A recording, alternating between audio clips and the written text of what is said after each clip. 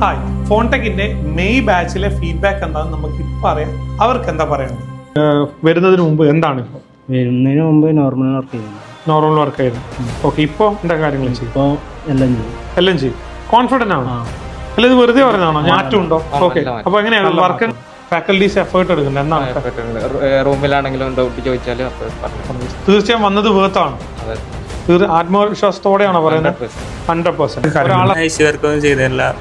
ഐസിവർക്ക് റീബോളിംഗ് ഒക്കെ സെറ്റാണ് ഐസിവർക്കൊക്കെ ഞാൻ ആദ്യമായിട്ട് ചെയ്യുന്നത്. എന്നിട്ട് മനസ്സിലാവുന്നുണ്ടോ കാര്യങ്ങൾ? ഒരു കംപ്ലൈന്റ് ഉള്ള സെറ്റ് ഇട്ടാൽ കോൺഫിഡൻറ്റ്ലി ചെയ്യാൻ പറ്റുമോ? ചെയ്യാൻ പറ്റും. ഓക്കെ, തമിഴ്നാട്ടിൽ നിന്ന് ഒരാൾ വന്ന് കേരളത്തിൽ കോഴ്സ് ചെയ്യുമ്പോൾ ഒരു ആശങ്ക ഉണ്ടായിരുന്നു, ഇത് നടപടിയാവുന്നു? ഇല്ല, അങ്ങനെ എനിക്ക് വന്നിട്ടില്ല. ഞാനത് ഓൾറെഡി ഒരു വർഷമായിട്ട് ഞാൻ ഈ ഇത് കാണുന്നുണ്ട്, ഫോൺടെക്കിനെ പറ്റി അറിയുന്നുണ്ട്.